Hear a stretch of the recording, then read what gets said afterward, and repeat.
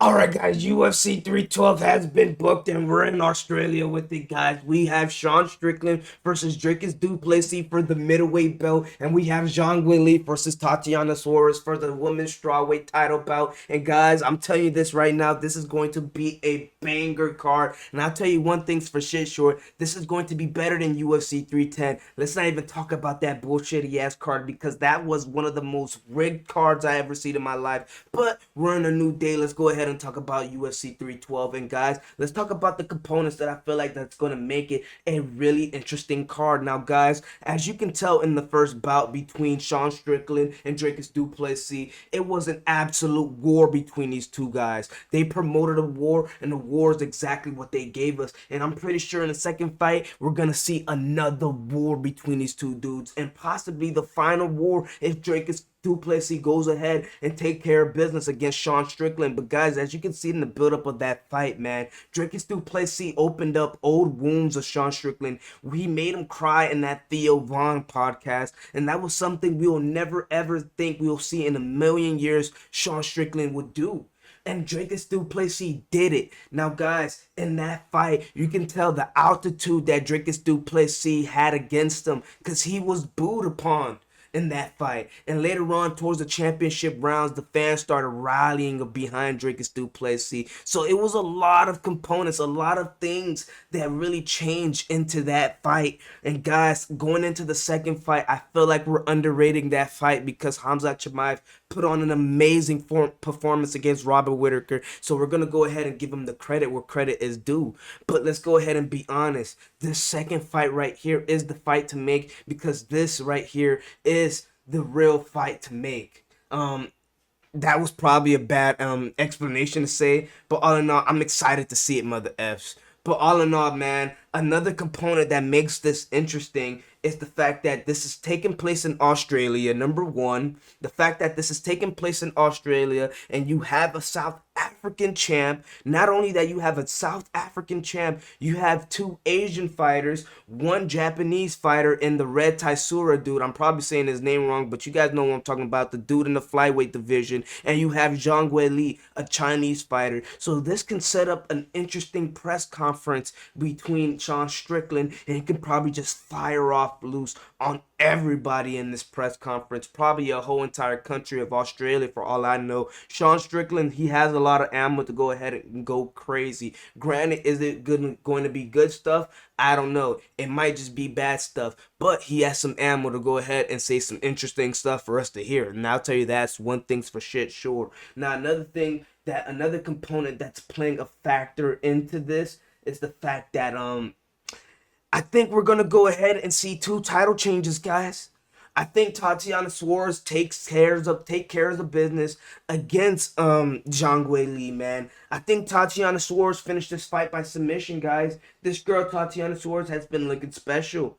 That Jessica Andrade's finish was absolute special. So going ahead and going into this fight against Zhang Weili, man, I might be scared for Zhang Weili. Now, guys, you know the trend I've been saying, fade the Asian fighters. But Zhang Weili has been part of those Asians that I gave an exception to. But it might be one of those moments where it just might have to fade Zhang Weili. And that's how I'm feeling right now.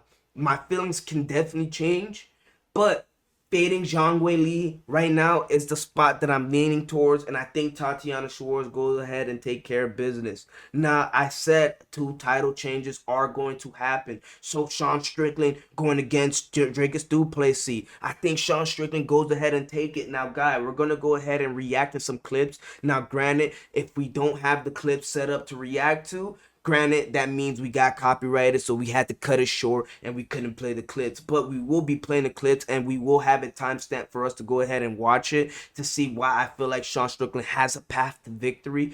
But I feel like Sean Strickland has a path to victory just for the simple fact in that first fight, he was headhunting a lot against Dricus Du Plessis. The only time he attacked the bodies was really when he did teep kicks. And I feel like in this fight, in order to beat Dricus Du Plessis, you have to gas him out early. You have to gas him out in the early rounds. I'm talking about by the time round two happens, you need Dricus Du Plessis breathing heavy. And I think Sean Strickland needs to invest into the body. And if he can do that, man, a title change can definitely happen in that middleweight division. Now, granted, Dricus Du Plessis, the only thing that makes him better than Sean Strickland, in my opinion, that makes him the slight favorite, is that he has a full MMA package. He's going to wrestle you. He's going to take you in a clincher if you have to. If he has to go ahead and box with you, he will kickbox. He will do it. So you got to go ahead and give Dricus Du Plessis that credit there in that bout. But all in all, guys, I'm leaning towards Sean Strickland taking care of business at UFC 312. And I feel like it's going to go that way, guys. Now, let's go ahead and talk about the freaking... Oh, my gosh, there's a roach on my TV. But let's go ahead and react to the Sean Strickland versus Dricus Du Plessis fight.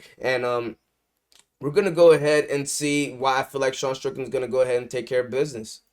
Alright, guys, since we got copyrighted, we're just going to talk about how I think this fight can go. And, guys, let's go ahead and talk about these two dudes, Sean Strickland and Dricus Du Plessis. Now, guys, I'm going to give credit where credit is due with Dricus Du Plessis, man. He has the true MMA package. When it comes down to the kicking game, the dude can do it all. Leg kicks, head kicks, body kicks. He can do all of those kicks, and he can do it at a phenomenal level. The power that those kicks come out of, you got to give credit where credit is due in that department. Striking with Sean Strickland, the best in his division when it comes into boxing, the best in his division, and I believe when it comes down to the striking department, pure striking, you want to go ahead and take Sean Strickland, guys. I'm sorry. There's nobody better than him in that middleweight division. So for him to go ahead and have a good striking game with Sean Strickland, you got to give credit where credit is due. His wrestling department. For this dude to go ahead and take Israel Adesanya down by will, when we were claiming Israel Adesanya has one of the best takedown defenses in the game, for him to go ahead and do that